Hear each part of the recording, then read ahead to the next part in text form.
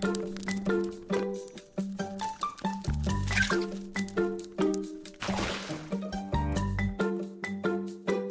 प्यारे बच्चों, कैसे हो तुम सब। होपफुली तुम सभी स्वस्थ और मस्त होंगे और इंतज़ार कर रहे होंगे हमारी आज की प्यारी सी कहानी का। तो चलो बिना देर करे शुरू करते हैं आज की कहानी। झटपट अपनी आंखें बंद करो ताकि तुम इस स्टोरी को एक मूवी की तरह अपनी आंखों के सामने देख पाओ। आज मैं आपको फिर से वृंदावन की कुंज गलियों में ले चलती हूँ। ये बिल्कुल ठीक सही पहचाना आप सबने। आज की कहानी है हमारे प्यारे कृष्णा की, बाल कृष्णा की। कृष्णा जब छोटे थे तो वो हमेशा अपने फ्रेंड्स के साथ खेलते थे। बाल सखा उन्हें कहा जाता है। उनके साथ तरह तरह की शैतानियाँ करते थे, हैं, उसके साथ तरह तरह की लीलाएं करते थे। और बहुत सारी कहानियाँ तो मैंने फ्रेम भी की हैं और बहुत सारी माइथोलॉजिकल स्टोरीज़ मैं आपके लिए लेकर भी आऊँगी, क्योंकि ये स्टोरीज़ न सिर्फ बहुत ही मनमोहक हैं, बहुत इंटरेस्टिंग है, पर इसके साथ इसमें बड़े बड़े लाइफ लेसन्स भी हैं। तो आज की हमारी कहानी है कृष्णा की। और कृष्णा के एक दोस्त थे, उन्हीं की एज के, उनका नाम था मधुमंगल। तो मधुमंगल अक्सर देखते थे कि कृष्णा को सब इतना प्यार करते हैं, गोपिका इतना प्यार करती हैं, है ना, गोदी में उठा लेती हैं, कई बार मक्खन वगैरह खुद ला कर देती हैं कि तुम खाओ। और कई बार वो चोरी भी करते हैं तो भी इतना नाराज़ नहीं होती, उन्हें बड़ा मान सम्मान मिलता है। तो मधुमंगल एक दिन कृष्ण से बोलने लगा कि कृष्ण, तुम्हें सब कितना प्यार करते हैं, यहाँ पर सब तुम्हें कितना प्रेम करते हैं, कितना स्नेह करते हैं, तुम्हें इतना सम्मान देते हैं, हमें तो कोई पूछता ही नहीं है। तो क्या वजह है? कुछ तो वजह होगी, तुम्हारे में क्या ऐसा अलग है? और तुम भी हमारी तरह बच्चे ही हो, लेकिन तुम्हारे में ऐसा क्या अलग है कि तुम्हें लोग अलग तरह का सम्मान देते हैं और हमें तो कोई पूछता ही नहीं है। तो कृष्णा ने कहा कि अरे मैं तो भगवान हूँ ना, इसलिए मुझे सब पूछते हैं। तो मधुमंगल ने कहा चुप हो, भगवान भगवान कोई तुम भगवान भगवान नहीं हो, हमारी तरह बच्चे हो, दिन भर घरों में जाके मक्खन दही की चोरियां करते हो, है ना। कई बार तो तुम्हें मम्मी से अपनी पनिशमेंट भी मिला है, माता यशोदा से, और हमारे साथ खेलते हो, कई बार तो हमसे हार जाते हो, हमारी तरह गैया चराते हो, तुम कोई भगवान भगवान नहीं हो। कुछ तो बात है जो तुम में अलग है, जिसकी वजह से लोग तुम्हें इतना प्यार और इतना मान सम्मान देते हैं। और ये कहकर वो बड़ी ही बारीक आंखों से कृष्णा को देखने लग गया। उसने कहा ओ, अब मुझे समझ आ गया। ये कहते ही मधुमंगल की आंखों में चमक थी। उसने कहा अब मुझे बिल्कुल समझ आ गया कि क्या चीज़ है जिसकी वजह से लोग तुम्हें ज़्यादा प्यार करते हैं और ज़्यादा सम्मान देते हैं। वो है ये मोर मुकुट और ये काली कमरी और तुम्हारा पीताम्बर। इसकी वजह से तुम बहुत स्पेशल दिखते हो और लोग तुम्हें बहुत सम्मान करते हैं। अब बात समझना आ गई।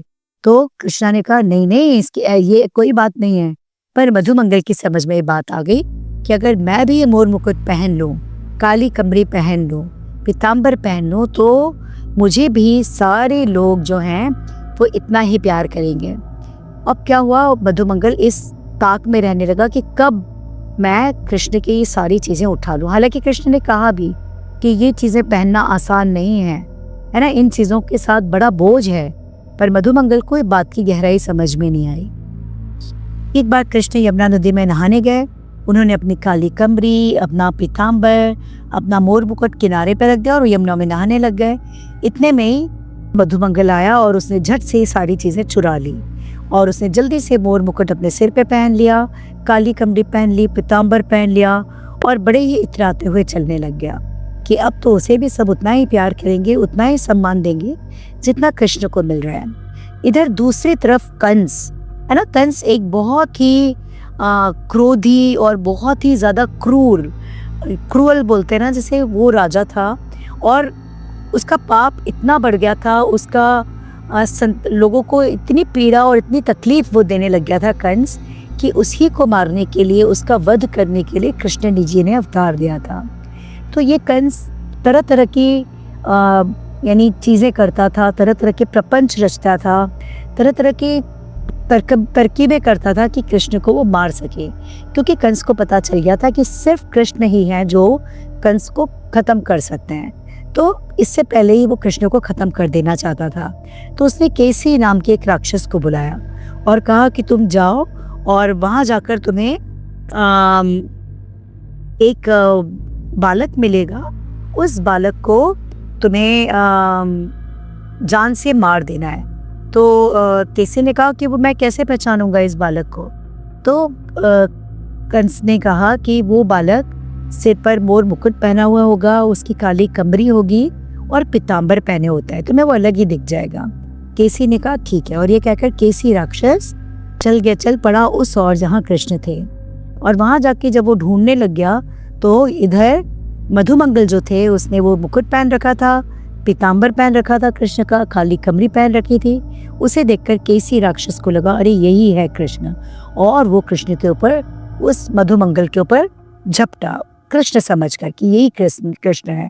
जब मधुमंगल के ऊपर वो झपटा तो मधुमंगल जोर जोर से भागने लगे और चिल्लाने लगे कृष्ण बचाओ बचाओ, ये राक्षस मेरे पीछे पड़ गया है, ये मेरी जान ले लेगा, बचाओ बचाओ, तुम्हारी काली कमरी और ये तो बड़ी बेकार है, इसमें बड़ा भार है, प्लीज मुझे बचाओ बचाओ।